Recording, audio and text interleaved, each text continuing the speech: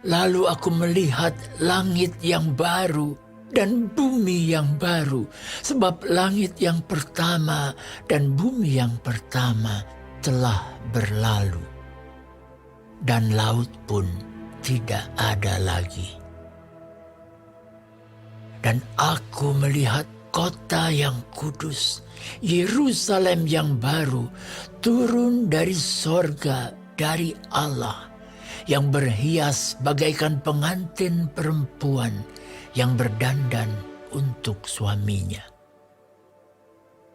Lalu aku mendengar suara yang nyaring dari takhta itu berkata, "Lihatlah, kemah Allah ada di tengah-tengah manusia, dan ia akan diam bersama-sama dengan mereka.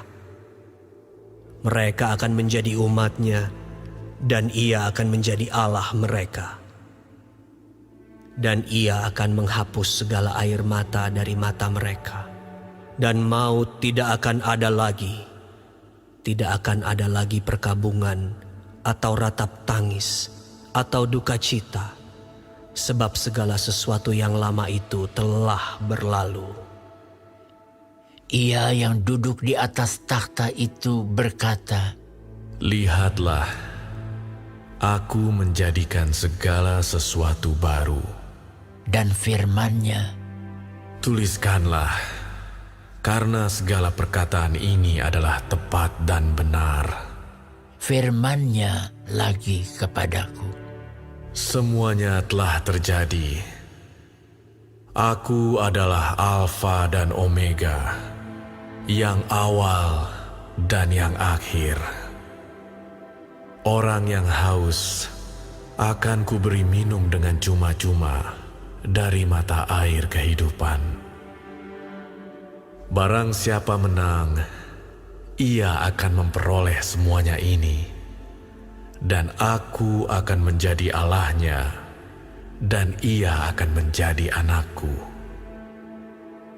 Tetapi orang-orang penakut, orang-orang yang tidak percaya, orang-orang keji, orang-orang pembunuh, orang-orang sundal, tukang-tukang sihir, penyembah-penyembah berhala dan semua pendusta, mereka akan mendapat bagian mereka di dalam lautan yang menyala-nyala oleh api dan belerang. Inilah kematian yang kedua. Maka datanglah seorang dari ketujuh malaikat yang memegang ketujuh cawan, yang penuh dengan ketujuh malapetaka terakhir itu.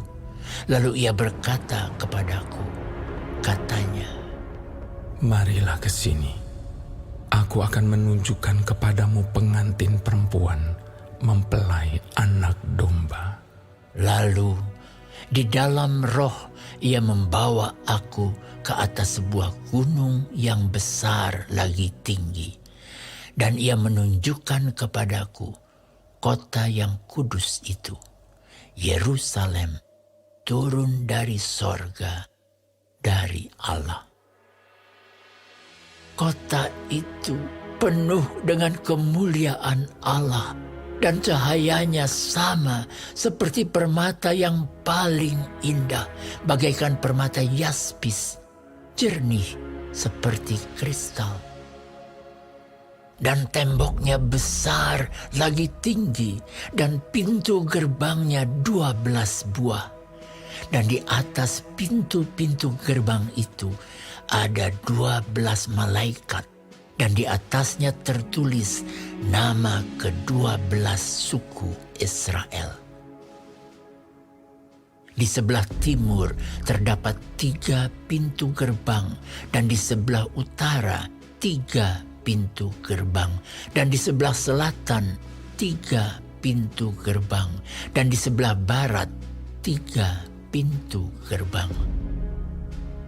Dan tembok kota itu mempunyai 12 batu dasar, dan di atasnya tertulis ke-12 nama ke-12 rasul anak domba itu.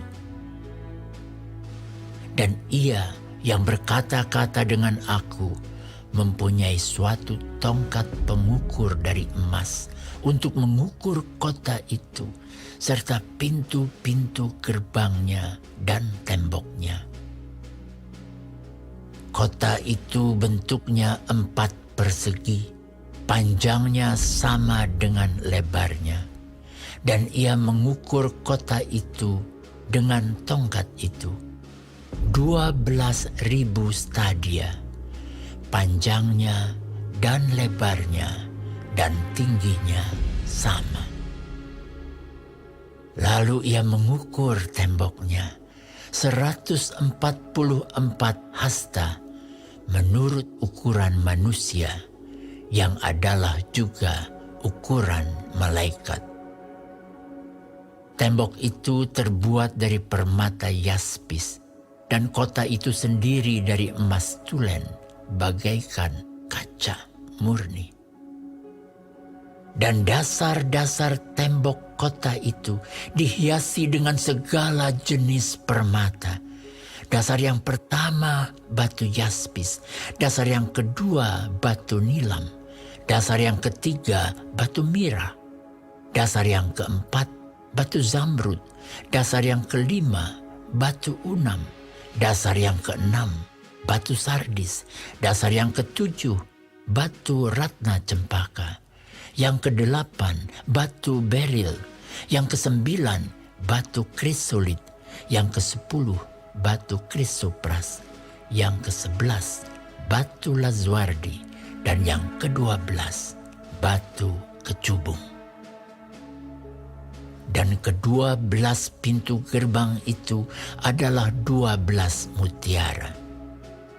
Setiap pintu gerbang terdiri dari 1 mutiara, dan jalan-jalan kota itu dari emas murni bagaikan kaca bening. Dan aku tidak melihat bait suci di dalamnya, sebab Allah Tuhan yang Maha Kuasa adalah bait sucinya. Demikian juga Anak Domba itu. Dan kota itu tidak memerlukan matahari dan bulan untuk menyinarinya, sebab kemuliaan Allah meneranginya, dan Anak Domba itu adalah lampunya. Dan bangsa-bangsa akan berjalan di dalam cahayanya, dan raja-raja di bumi membawa kekayaan mereka kepadanya. Dan pintu-pintu gerbangnya tidak akan ditutup pada siang hari, sebab malam tidak akan ada lagi di sana. Dan kekayaan dan hormat bangsa-bangsa akan dibawa kepadanya. Tetapi tidak akan masuk ke dalamnya sesuatu yang najis, atau orang yang melakukan kekejian atau dusta. Tetapi hanya mereka yang namanya tertulis di dalam kitab kehidupan Anak Domba itu.